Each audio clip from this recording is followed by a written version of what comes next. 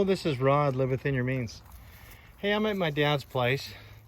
Got this old wood pile here with a lot of elms that were cut years ago, pieces of elm for emergency firewood if it's needed. And I just dumped a whole bunch of pine needles down here because what I'm going to do, and I'm wetting it down, I'm going to dump that there, and then I've dumped over here on the north side of this fence another tub's worth of, anyway, pretty close to a tub's worth of pine needles right here. I'm going to wet these down. I'm going to rake these in, or rake them up. And what I'm going to do, I'm spreading these out here because I am going to be dumping a bunch of the spore water that I've collected from the black morels that grew up in the pines at about 8,000 feet.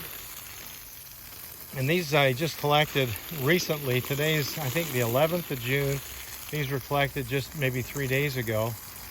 And I know they'll grow well, I believe, in a place if it keeps moist. And this is going to take till next year, most likely, for the mycelium network to build up here. And I'm just hoping, right? Just hoping that, that this is a place that'll be moist enough and have the right climate that some of this spore water that I've been collecting from rinsing off all my morels,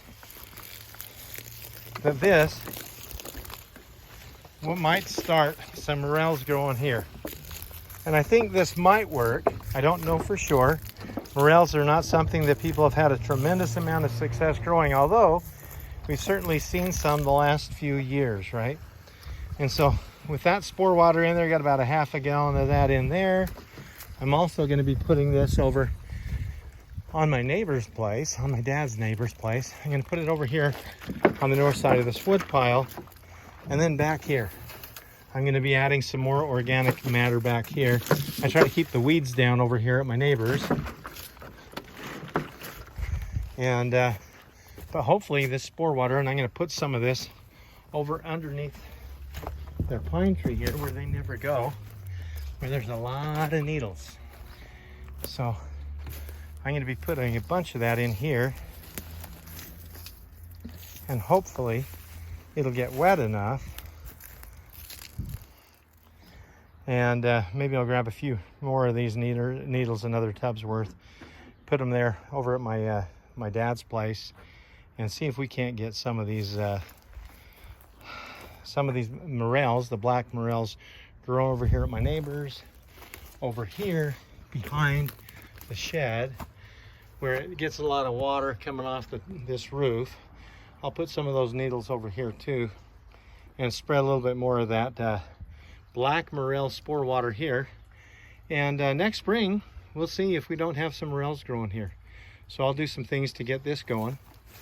And meanwhile, you guys think about this. If you've collected some morels, or maybe you're still able to this year, go back to one of my other videos and collect some spore water and see if you can't rinse the morels that you get off, get that spore water, find some places that you can grow it. You know, spread the word, let other people know that they can do this too. Some people have had success.